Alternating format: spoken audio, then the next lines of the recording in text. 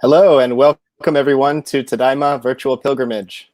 My name is Rob Buscher and I am the board chair of the Philadelphia Asian American Film Festival. And for the online film festival, as part of Tadaima, PAF and myself have joined to curate a special selection of films related to the Japanese and Japanese American experience. This is the end of week one, and we're happy to be engaging in this capacity with one of the filmmakers, director Linda Ohama, who directed Obāchan's Garden, incredible film documentary about her own grandmother and the Japanese-Canadian experience across 4 generations. This seemed like a really important film to start with during week one, and I'm excited that we're going to have an opportunity to delve into some of the themes behind the film with Linda. So welcome, Linda, and thank you very much for joining us today. Oh, thank you for having me.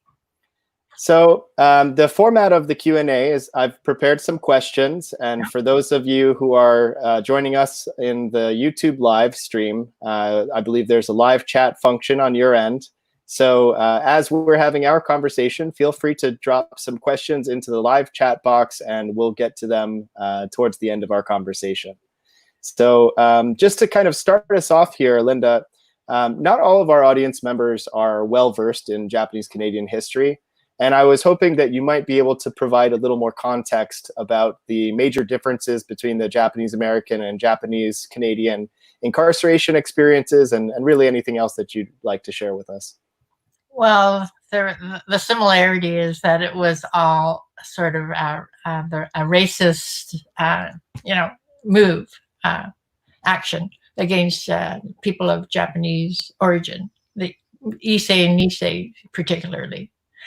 Both in Canada and the United States. But the differences there are differences, like when the war was over after Hiroshima and Japan surrendered, then Japanese Americans were allowed to return to their West Coast homes from the internment camps in 1945. Whereas Japanese Canadians were not allowed to return until 1949, 4 years after the war ended. They were allowed to repatriate or be sent back to Japan, but some of them had never even been there because they were born Canadians, or stay in Eastern Canada. So 1949 is, that gives you a clue to the reasons for putting the Japanese in the internment camps and moving them. It wasn't because of strictly just security. It was also racially motivated. And in the camps during those years, in the US, Japanese Americans were provided their food and housing. It was horrible, but what they did receive was supplied by the American government. Whereas in Canada, food and improvement to shelter and any other needs, extra needs, were paid for by the Japanese Canadians from the sales that the government, Canadian government, sold off all the properties, and they say with that money, the Japanese Canadians paid for their own incarceration. So I think that that's a very big point. Japanese Americans, many of them got to return to the West Coast to their properties, whereas Japanese Canadians had nothing left. It was all sold. Yeah, I mean, it's pretty remarkable, I think, just in general, to think about that idea of an additional 4 years after the war has ended, that, you know, Japanese Canadians continue to suffer in incarceration camps. Exactly. Yeah. So those are the main differences, I think, and that's the big one, the 1945 and 1949, because it's a telltale. Absolutely. And also, to your point, that the Japanese Canadians had to pay for their own supplies, the food and the housing out of the property that they lost. Right. In regards to the similarities, you know, I think one of the things that we see in the Japanese Canadian experience is the resettlement, and that idea of immigrating from Japan to the western parts of Canada, being forced into incarceration camps, and then having to go to a third location afterwards in Eastern Canada, or back to Japan in the case that they were repatriated. Obviously, you know, when you have these kinds of long-reaching impacts on a community, there's potential for intergenerational trauma to develop. And, you know, I think with your film, another reason that we really thought it was good to highlight during the first week was because it shows that sort of long view. Because you yourself are a character within the film as sort of the filmographer, narrator. You have obviously your mother, you have your daughter in the film, and of course your Obāchan. And it just kind of struck me, I think, that this idea of intergenerational trauma, it seems evident to me, and I'm just curious if you could maybe comment on whether you've identified that in your own family or in other Japanese Canadian families. Well, there are a lot of things that I've discovered over the years about Japanese American and Japanese Canadian, the trauma that we've gone through as a community because of what happened during the war. I think the Issei, like my grandmother, Nisei, like my mother and father, Sansei, like me, and the next Yonsei, like my daughter, we all process that trauma differently. My grandmother, the Issei, seemed to just kind of swallow it and accept it and be silent. The Nisei were more, I think, filled with, they wanted to be proud to be Canadian or American, but they were also filled with this shame. And Sansei, well, when my generation came along, we were brought up to be not Japanese at all, to forget our Japanese-ness. Because in my own family, and I know a lot of Sansei in the US and in Canada, we don't speak, or we didn't speak Japanese, or couldn't speak Japanese. At home, my grandmother spoke Japanese and I could understand it, but I wasn't allowed to speak Japanese back because of the Issei and Nisei generation, because of their wartime trauma. We're trying to protect the next generation from ever having to face that if these things continue to happen or happened again. So they try to make us not Japanese or white Canadian, English Canadian. So we were not really exposed to the many things from the Japanese culture, like language and dress and religion, because this was not the norm, the normal Canadian, English Canadian person. And when I did speak a Japanese word when I was little, sometimes I was punished very badly, either spanked or sent to my room or missed a meal. And I learned very quickly that speaking Japanese was bad or maybe dangerous. But I felt it was, I was doing something bad. So all my life, until I made Obāchan's Garden, I was afraid to speak Japanese seriously as an adult. And I didn't realize that. I was just going with what how I was brought up, speak English only. And I learned very well. I was I listened to my grandparents and parents. So I was a good learner. But when I made Obāchan's garden, see, I could understand Japanese because my grandmother always spoke Japanese, but I wasn't allowed to speak back in Japanese, only English. So she understood English, I understood Japanese. That was kind of weird. But when I had to go to Japan for Obāchan's garden, of course, you're in another country, you have to speak some Japanese. And it was so painful, so difficult. I'd have to say arigato or konnichiwa, and it was, my whole chest would just be feeling like I was going to have a heart attack or something. And I'd cough a lot. I'd always be coughing because it hurt so much to get those words out of my body and out through my mouth for people to hear.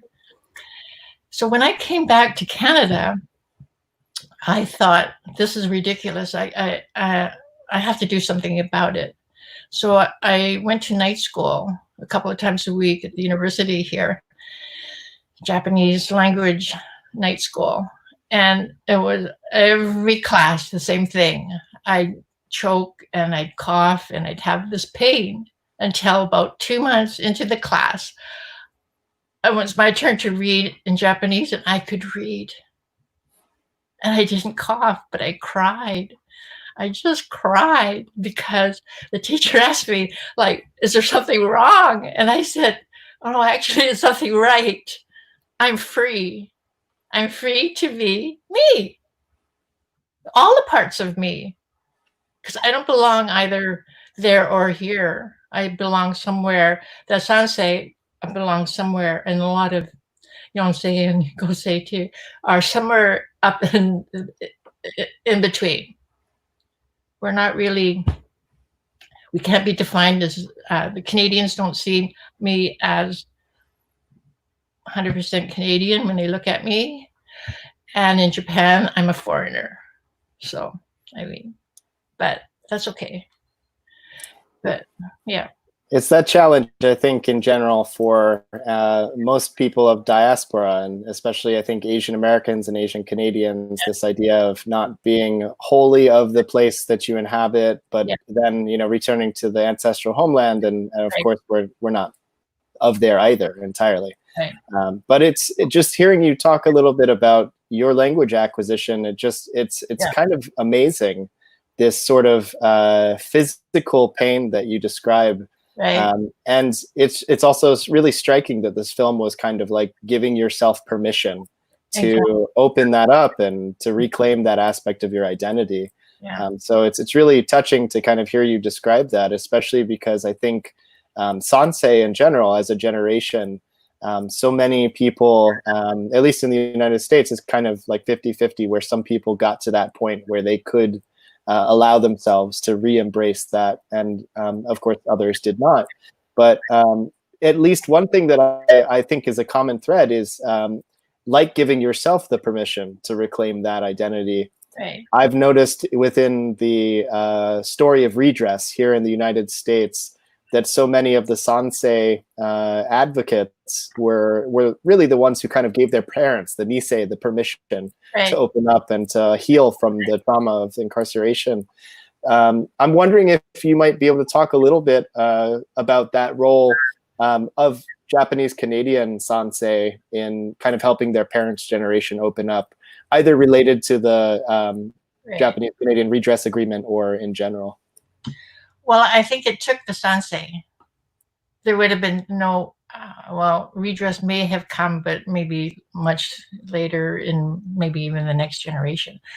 But it took the Sansei to voice and ears to listen and speak about the Canadian Japanese American experience that came before them, but were experienced by the Issei and Nisei, who were silent. I was brought up with not knowing about my history or your history. It was not even part of my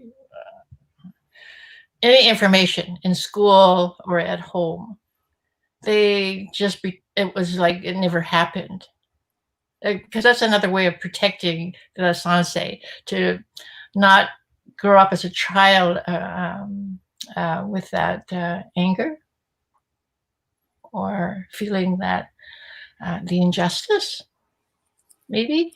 This is what the Issei Nisei probably thought. When speaking to my mother, this is what she says. She thought she was doing the right thing.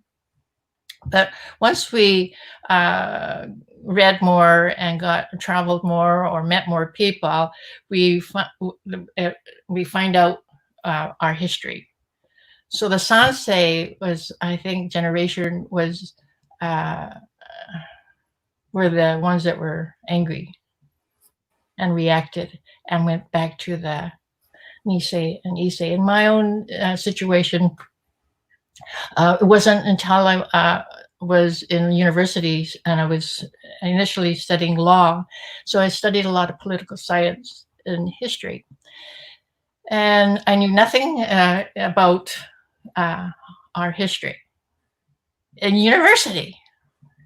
It's just like mind-boggling if you think about it in today's terms. But I'm older, so. But I decided to do my thesis on Japanese Canadians and the Canadian law. Just something I just picked out of the hat, thinking that maybe it was an interesting subject. But lo and behold, when I did my research, I found out about the internment. And I was shocked. And if we get further into my research, I find all these things. And I go back to my parents, the Nisei, and say, is this true? I mean, it didn't happen to you, did it? But it did. And I said, well, why? Is this why I ended up in the middle of the prairies? I was born on the prairies? And that's why you left university in Vancouver? Those are the reasons? Like, it never made sense to me. And then my dad explained. Well, I quit law because I thought there's another way that I can help change things and talk about our history, because I had lost my trust in the Canadian legal and political system at that time. I was young, so I rebelled. And probably on the road to be a filmmaker. Well, that's I always thought that, in all honesty, art and film have a greater potential to change the world in some cases than law, because if you're a lawyer, you can force someone to behave in a certain way. But when you're an artist, you can challenge someone to really change how they believe about something. So I think it is the sansei that we kind of opened the door and the crack, and we were actually proud and ashamed and horrified, but we were held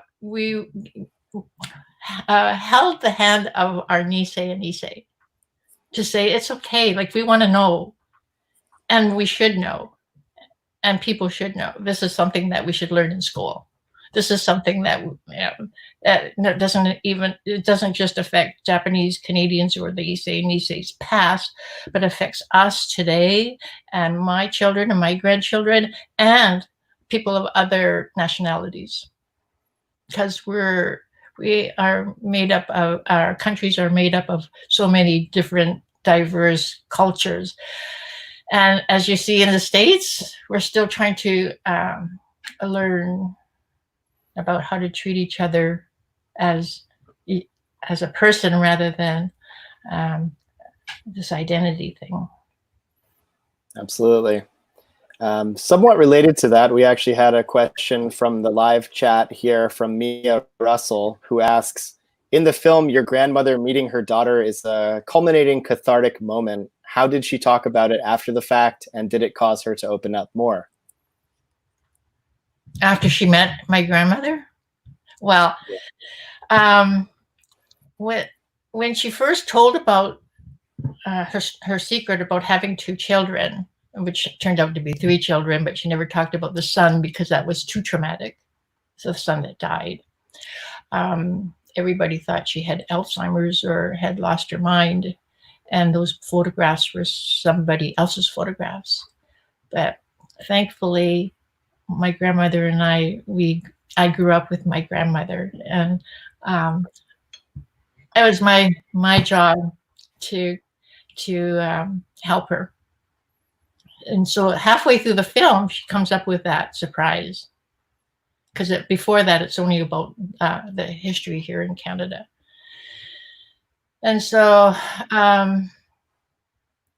my grandmother, okay, so the question was, put it up again, please. Okay. When we did find the 2 daughters, one was already dead, and the younger one, the 80-year-old, was still alive. And I was able to bring the 80-year-old back to Canada. But when my grandmother heard about it, well, you see in the film that she cried, but when they actually met in person, it was like, my grandmother was over 100 years old. It was like seeing a 100-year-old woman, pregnant woman, going through birth. That's what it felt like. And Chieko, her daughter, as she got closer to my grandmother, seemed like she turned into a baby, into her mother's arms. And I think it gave my grandmother peace of mind, and closed a lot of questions for her, and eventually gave her permission to die peacefully. Because I have to tell you this. This person, Mia. When Obāchan's garden was finished, my grandmother wanted to go back to Japan to die. She asked me to do that for her last request. But at 104, it's very difficult to get a 104-year-old person on the plane.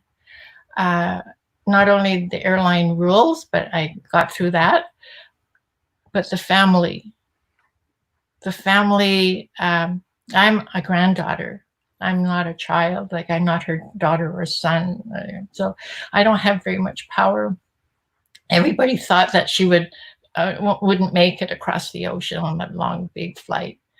So I said to my grandmother that I can't fulfill her wish, her last wish. So she asked me to take Obāchan's garden, her film, which is her, she felt, to Japan on a tour, and take her back that way. So my daughter and I, my daughter who's in the film, and we went on a 21-day, 17-city tour, film tour. And in Hiroshima City, in the theater, a woman rushed me in the lobby, and she said, "I'm your relative." I don't know who she is. And I'm late for the screening, so I'm rushing in because we've just come from the other city. And she grabs my hand and she puts something in my hand, and it's a ruby ring. And I say to her, "Oh, this is very generous, but it's too expensive. I can't accept it. I can accept flowers, but this does not belong. You shouldn't give these things away to a stranger." So I gave it back to her, and I walked it away, trying to get away from her. And she started louder voice saying, "But I'm your relative. I'm your relative." Okay, the people said, my host said, "You better stop and speak to her." So it turns out that this woman with the ruby ring was my grandmother's youngest sister's daughter. Okay. Yeah. So the sister's name is Toshiko. All right. So when my grandmother had a baby boy in Canada, she rushed back to Japan to kind of show off that she is not a defective woman. She can produce a healthy boy.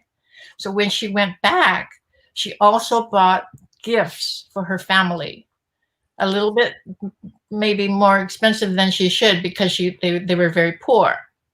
But she bought a little red ruby ring for her baby sister. That was in 1928. Wow. And so she gave that ring to her baby sister, Toshiko. And Toshiko died and gave it to her daughter. Her daughter came to the theater to see Obāchan's garden and give me the ring. And she asked me to bring it back to my grandmother. I leave Japan and I fly to the nursing home in Calgary, and I arrive at 4:00 in the afternoon. My grandmother wants to know, like, what did people feed you, and how she wanted to know about her homecoming, going back to Japan.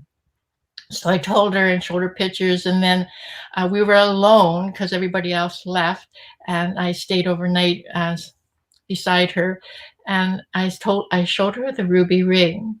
I said, and I brought this back for you, and I thought maybe she won't recognize it, but she started to cry and said her sister's name. And that was maybe about 8:30 or 9 at night. And at 2 in the morning that same night, she died. Wow. What a beautiful way to not only honor her memory and the legacy of this incredible story by bringing her through the film back to Japan, but also what a touching way to say goodbye to your grandmother. Yeah, really it was. She was so happy. She knew she had proof that life was okay. I guess in her words, right, she talks about life coming full circle and the Buddhist ideal in the film. So what a beautiful way to honor that. And in the film, there was a pink silk scarf that women wear around their obi. And my grandmother gave that to me when I was a child. So that was with me as my good luck charm while making Obāchan's garden. And sometimes I would think, oh, I'm going to put it right into the scene, and it would be in the scene. And I carried it with me on that tour in Japan for my grandmother because it was my way of taking her with me. And when I came, before I left Japan, for some reason at the airport, I put it into a FedEx bag and sent it back to her hometown of Onomichi to somebody there to take care of. I don't know why. It just like hit me at the airport as I'm leaving Japan. Well, of course, she died a few days later.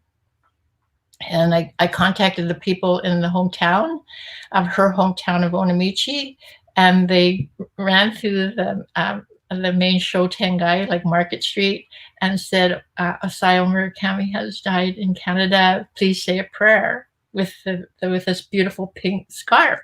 And then on her day of her funeral, the town opened up her, the priest opened up her family's ohaka, like stone where all the generations' ashes are. And they put that obi scarf in a beautiful little urn and placed it there. So in a way, her spirit she did go back to Japan when she died. Absolutely. I would also agree with that. And what a wonderful way for you to, without even knowing it, kind of give her that additional gift of being back in her hometown. Without even knowing it. So sometimes we just, sometimes life just sends us on this path or makes us do things, and we just have to trust our guts and go for it. Related to her hometown, Onomichi is part of Hiroshima, right? Or is in that same region. Yeah. And I'm kind of curious. I think that the scene that hit me the hardest in the film was the moment when she learns the reenactment of learning about the bombing of Hiroshima and not realizing whether her family was all gone And it was very relatable because that same kind of moment played out in my own family as my Issei Hibachan and great grandfather realized that Hiroshima had been bombed. And I'm just kind of curious, the impact of atomic bombings in general in the Japanese artistic psyche has been a pretty significant impact. And I think to an extent within Japanese American, Japanese Canadian communities as well, particularly who were impacted or have family that were. And I'm curious if you could talk a little bit about the impact of the bombing on your family or your own work. Well, I can't really speak about that for my family, but for myself, it had a huge impact. In fact, I live in Onamichi in Hiroshima 6 months of the year now, since for the last 10 or 15 years, because something pulls me there. Something feels natural there for me, but I don't belong. I'm a foreigner, and my children are here, so I go back and forth. But I think have you ever visited the Hiroshima, the Peace Memorial? I mean, you can't be there and not still feel what happened and all the lives that were lost and all the destruction. It actually sent me, when Tohoku tsunami and earthquake happened in 2011, and then the Fukushima TEPCO nuclear plant started exploding. Actually sent me into Tohoku as a volunteer. I was in there for 2.5 years, close to Fukushima and in Fukushima, to do a volunteer work, but to help the people. But eventually I ended up making a documentary because of some of the horrifying things that I saw that needed to be seen. It's one thing to go into a place and take some pictures and speak about what the people are going through or what the nature is going through, but I found that by staying for all those years and not leaving there, that I could listen more to the people and nature, and maybe do a film that I would feel okay to do. I couldn't just, do a Fukushima blast film. It had to be about the impact of what that did to the lives and the life. Yeah, it's fascinating too, because I think this is another connection that I would imagine a lot of families who have roots in Hiroshima or Nagasaki have thought about, but maybe not so much the wider population. I mean, there is this kind of common thread between Hibakusha and their family in the bombings, as well as individuals who are impacted by Tohoku and the radiation that befell them there. I'm just kind of curious if that also played a part in kind of your attachment, maybe? Well, it's difficult to say, but I can say truthfully, honestly, that there are some surprises that I came across, because Hiroshima people have experienced the bomb, and the families are even third, fourth generation peoples are affected health-wise.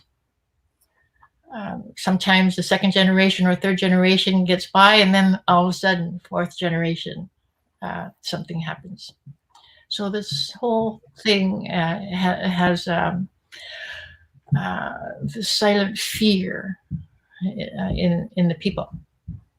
And a lot of people in Hiroshima, if they move to another part of Japan, they kind of keep it a secret that they're from Hiroshima, because it's like, it makes them like, you wouldn't want to marry a Hiroshima person, maybe, or something like that. Well, when I was in Tohoku in Fukushima, and then I would go out to try to see if I can speak and make some money so I can carry on my work, I would go down to Hiroshima, and some of my very close friends would never invite me into their houses again. And it's like this COVID-19. Like, it's like even in today, there's these weird ideas that you can spread radiation to people. It's like a disease. And it's people are really ignorant, even in places like Hiroshima. That surprised me, but there's a lot of compassion as well on the other side. They took a lot of refugees from Fukushima into Hiroshima, and provided housing and places for them. But that's on one level, and on the other level, usually the women and the small children that got sent out into places like Hiroshima. And I know in Onamichi, in my small town, I would meet with some of the mothers from Fukushima, and they would meet twice a week or something together, like socialize, tea and stuff like that, because they were so lonely. Why were they lonely? Because they were being ostracized by the rest of the people, like the people that I live with, because nobody wanted to really associate with them because they were from Fukushima. There's a lot of discrimination against Hiroshima people before, especially in the first, second generation after the bomb. And there's a lot of discrimination even today for people from Fukushima. And it's really sad because they've gone through so much, but to lose also their self-worth and dignity is so terrible. I mean, look at the suicides of young children in elementary school, junior high, high school from Fukushima that have been sent outside into safer places to go to school, and they can't stand the bullying. Yeah. Human beings haven't learned enough compassion and empathy, because we live such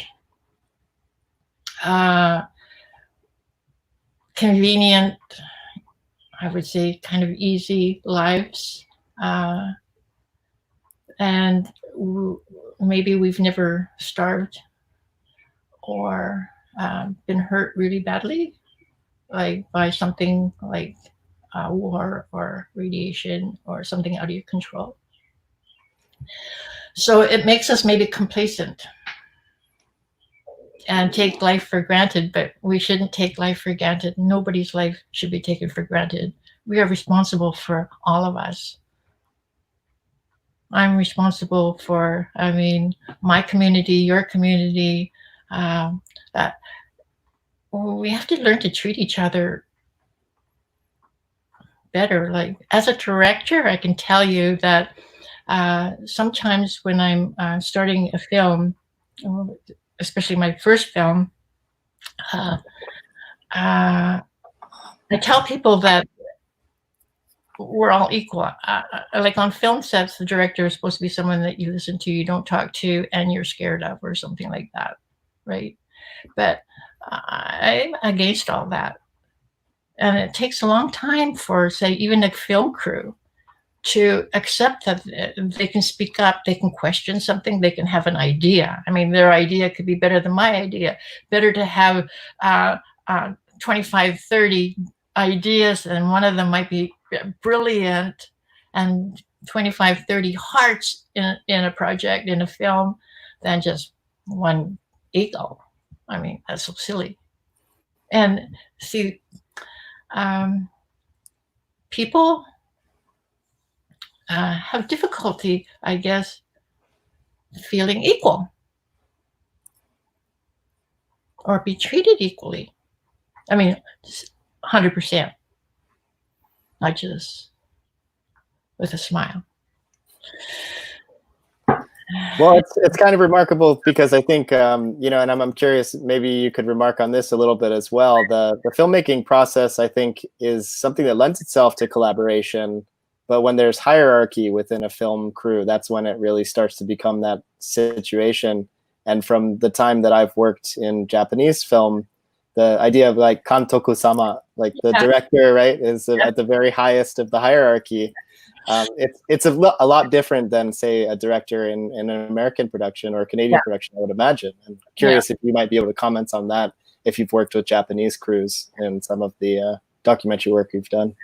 Well, in Obāchan's Garden, which was my first work in Japan, my camera, my DOP was male. And so whenever we went to a location and had everything set up and we're going to start, the people would be looking at him, not me. Like I'm female. And so that was sort of weird.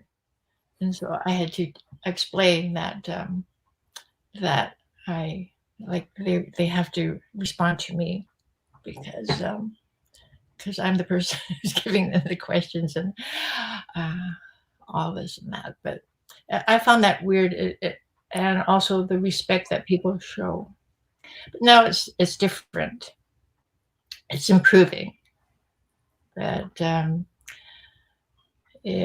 for women, I think it was a lot harder before.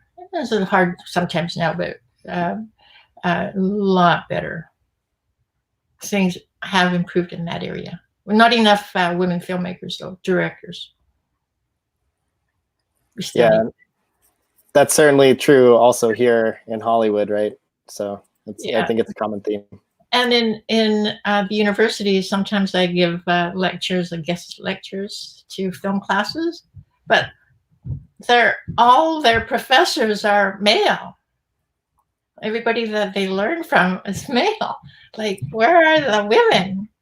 And they're really kind of shocked that they have lots of questions about being a female director and like kind of in awe. And I think that is also changing. Maybe they're bringing in more female professors and things, but it's really off balance in Japan. In terms of the work that you've done more recently, and I think particularly the Fukushima film that you were mentioning, how can the audience here access that film? Is it widely available online? Well, I guess they can get in touch with me. I should put it online, but as you know, I'm not a technical person. And so I haven't put it on YouTube or anything, but I should, because it's an independent film. Nobody has the copyright except me. And more people should see it. I think. Yeah. And my latest piece has been a live play. And I probably maybe make it into take it into theater, maybe in Japan, because it's about my grandmother. Obāchan was a remarkable woman, and I loved her. I loved her cookies. I loved her violin playing. I loved her flowers. I loved her cheerfulness. I loved her playing with me. I loved her hugs. I just loved her. But my grandfather, I didn't like him. In fact, I could say I almost disliked him very much. He was like a cold person that always looked grumbly, never said anything nice except or don't, or something like one word that was telling me that I'm bad. Never played with me, never hugged me. So I didn't like him. And last year, a university research team sent me a file. And it was a file from a court hearing held in Canada in 1954, after the war. And my grandfather went to court against the Canadian government to try to relocate some of his possessions. Because when he was evacuated, intern from the West Coast, he was a fisherman and a boat builder. And a very very Japanese, very proud of his work, very precise, and built beautiful handcrafted work, wood boats. So he went to court, and I have the court hearing word for word. And when I read it, I was shocked. He didn't want money. He didn't want property, his real estate back. He was looking for his tools, his hammer, his saw, his putty, his nuts and bolts, right down to the size, 3/4 inch, 1 inch, caulking cotton. This is what he was looking for. He had a whole list. These were his tools to create with something with his hands. He was an artist. He was a craftsman. But I never knew that. He was just this lump on a log in the middle of the prairies that pulled some weeds in the potato patch and never smiled, because he lost the court case. And so it broke him. He didn't get to make boats again. So he just gave up, I think. But his file came to me. And so I was able to do the play on the full court hearing and what led up to it and what happened afterwards. So I think I really respect him. And I'm really sorry I didn't know these things while I was a child when he was alive. I'm sorry. Well, one of the reasons why I went through the trouble of making my first play was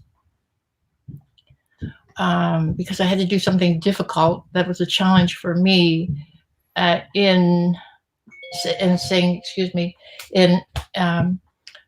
to apologize for being such a bad granddaughter that didn't appreciate the man that he was. So I got through it and I did it. And now I feel that some sense of my grandfather's okay with it because somebody understands. Well, that's wonderful that you're able to also address that side of your family. I think it's interesting because so many of our Issei great-grandmothers or grandmothers, they're the ones who lived the longest, right? And unfortunately, the men in the families didn't get to see as much.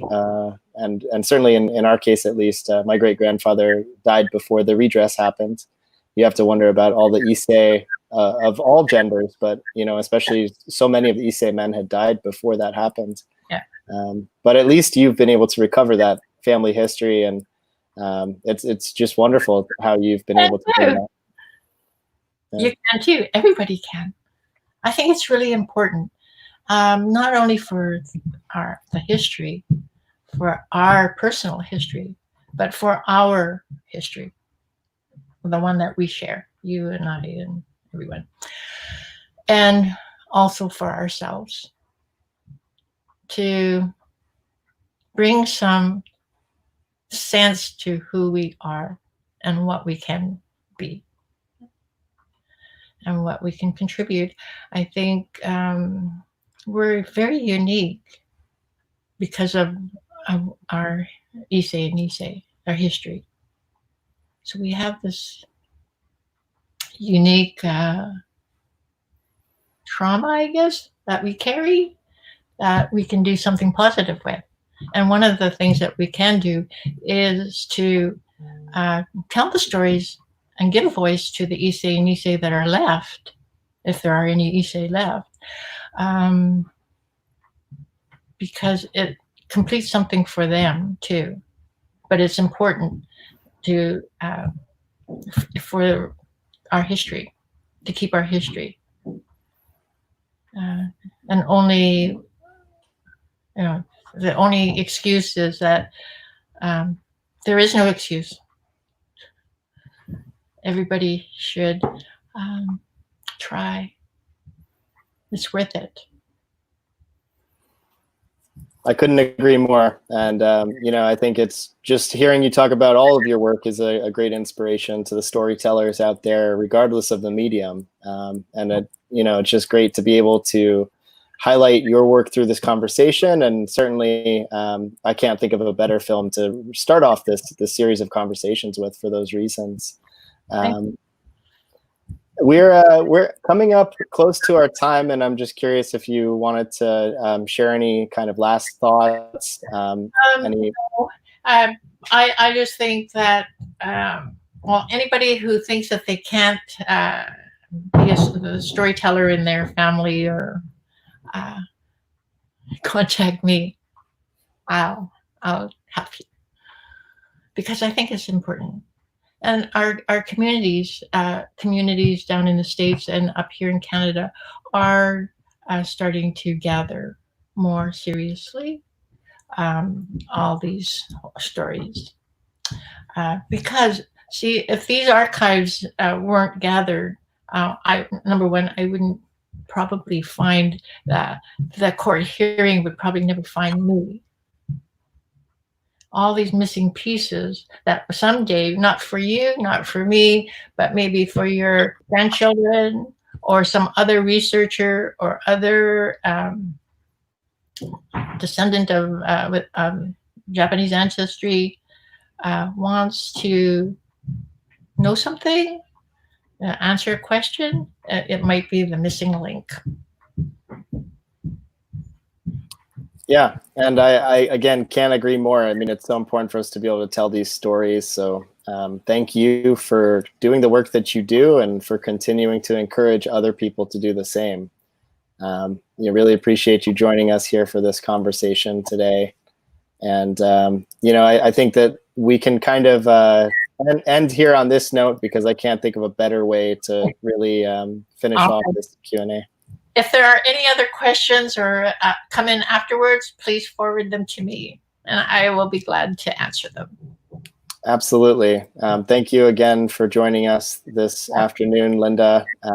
We will be having more conversations like these throughout the next 8 weeks, so I hope that you will consider joining us. I will. And yeah, if you have the opportunity, we certainly love to hear your thoughts on future Q&As. Okay. Thanks a lot. Thanks, Linda. Yep. Bye. Thanks, everybody.